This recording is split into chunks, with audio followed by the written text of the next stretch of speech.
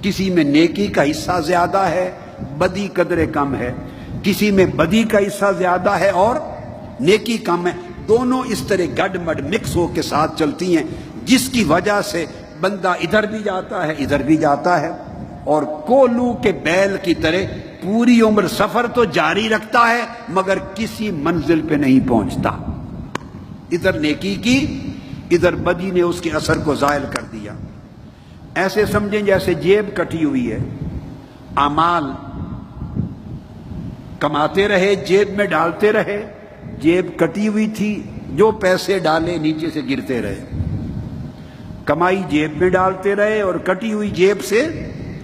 گرتے رہے۔ ہم اعمال صالحہ بھی کرتے ہیں، حج بھی کر آتے ہیں، عمرہ بھی کر آتے ہیں، روضہ رسول کی حاضری بھی دے آتے ہیں، میلاد شریف بھی کرتے ہیں، 11ویں شریف بھی کرتے ہیں، سحر اور افطار بھی غریبوں کو کرواتے ہیں، غریبوں کا علاج بھی کرواتے ہیں، محتاجوں کی مدد بھی کرتے ہیں، عبادت کے لیے بھی آتے ہیں، سال کے بعد اعتکاف کے لیے بھی آتے ہیں، مسجد نبوی میں بھی اور کعبۃ اللہ میں بھی اعتکاف کے لیے چلے جاتے ہیں، طواف بھی خوب کرتے ہیں، عبادت بھی کرتے ہیں، صالحین کی مجلس میں بھی جاتے ہیں۔ یہ رغبتیں بھی ہیں اور ساتھ نفس کی وہ جو ذلتیں ہیں جو بندے کو خار کرتی ہیں اور اس کی کسی کمائی کو رہنے نہیں دیتی، ساتھ وہ بھی موجود ہیں۔ یہ مکسچر ہے، اس کے لیے اس سے زنگ چڑھتا ہے۔ یہ نہیں کہ آئینہ ہے نہیں،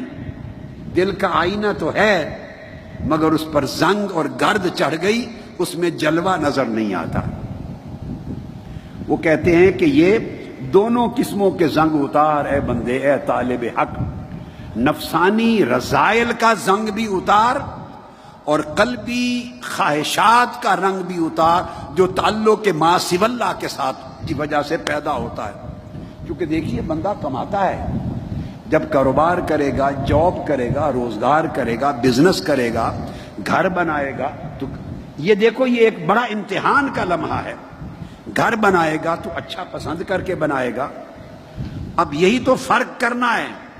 کہ اس کا تن اس پسند میں کتنا انوالو ہے اور من کتنا انوالو ہے۔ جسم کو آسائش ملے گی، راحت ملے گی، گھر بھی پسند ہوگا، گاڑی بھی پسند ہوگی،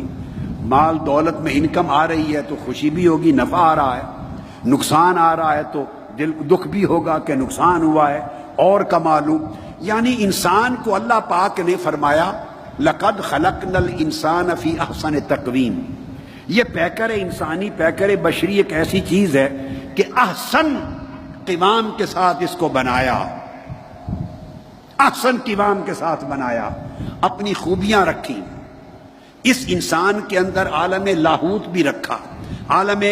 جبروت بھی رکھا، عالم ملکوت بھی رکھا، اس کے اندر نیکی کی طلب بھی رکھی، تڑپ بھی رکھی، قالوا بلا، اس کو لبیک کہنے کی آرزو بھی رکھی، خوبیاں بھی رکھی۔ یہ وہی خوبیاں ہیں جو کبھی رکت دلاتی ہیں، کبھی آنسو دلاتی ہیں، کبھی شوق سے مسجد کی طرف لاتی ہیں، کبھی سجدہ کراتی ہیں، کبھی سخاوت کراتی ہیں، صدقہ خیرات کراتی ہیں، کبھی نیکی کے اعمال کراتی ہیں۔ تو یہ من میں یہ بھی رکھا، یہ احسن تکوین کے باقیات صالحات ہیں وہ بھی رکھے، اور پھر ثم رددناہ اسفل سافلین، پھر اس کو گھٹیا سے بھی گھٹیا ماحول میں لوٹا دیا۔ ہم گھٹیا سے گھٹیا رذیل ماحول میں آ گئے، ایسے ماحول میں جس میں حرص ہے، ہوس ہے، قتل و غارت گری ہے، خون خرابہ ہے، لوٹ مار ہے، ایک دوسرے کے خلاف حسد ہے، بغض ہے، عداوت ہے، لالچ ہے، 100 خرابیاں اس ماحول میں آ گئے۔ اب یہ چیزیں بھی ہیں، اس میں اکڑ بھی ہے،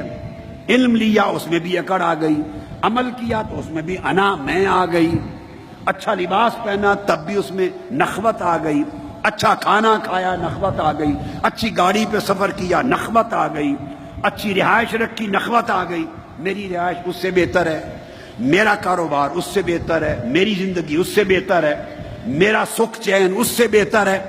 یہ وہ چیزیں ہیں جو راحت بھی لاتی ہیں اور اذیت بھی لاتی ہیں، خیال میں شر لاتی ہیں۔ تو خیر اور شر ملے جڑے ہوئے ہیں اس طرح،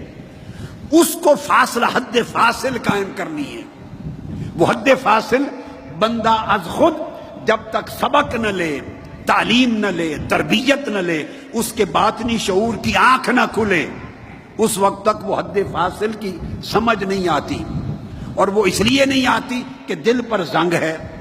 اور زنگ کو اتاریں گے، گرد کو اتاریں گے، کوئی جلوہ دکھائی دے گا، کسی تجلی کی لذت آئے گی، کسی سجدے سے کیف آئے گا، قرب الہی کی کوئی طلب اور تڑپ میں بدلے گی، تو پھر از خود وہ شوق ادھر کا بڑھے گا، اور آپ فرق کرنے لگیں گے کہ نہیں، تن کی ضرورت کے لیے یہ سب کچھ کروں مگر اس کو من میں داخل نہ ہونے دوں، یہ خیال میرے ذہن کی حالت کو نہ بگاڑے، یہ خیال میرے قلب کی راحت کو نہ بگاڑے، یہ خیال مولا کی طلب اور قربت کی آرزو میں حائل نہ ہو، یہ خیال میرے نفس میں اکڑ پیدا نہ کرے، ہوا نہ پیدا کرے۔ اب اس کے لیے وہ کہتے ہیں کہ اے بندے، اگر تو دل کو صاف کر لے اور اس ماحول میں، ان ضروریات میں رہے، تیرا تن مگر من عرش کی سیر کرے۔ یہ تن اور من میں ایک فاصلہ کرنا ہے۔ جسم اپنی ضرورتوں کی وجہ سے مصروف دنیا رہے، فرائض ادا کرے، مگر وہ ضرورت رہے، وہ شہوت نہ بنے، وہ تیرا حرص نہ بنے اے بندے، وہ تیری محبت نہ بنے، محبت اس کے لیے۔ تو تن ان فرائض کو ادا کرتا رہے اور من احوال محبت میں غرق رہے، اللہ کی طرف راغب رہے۔ وہ کہتے ہیں کہ جب دل اس طرح صاف ہو جائے گا اس زنگ اور آلائش سے، تب خورشید خدا، اللہ کے انوار کی جو تجلیات ہیں، ان کے نور سے تیرے دل کا آئینہ پر ہو جائے گا۔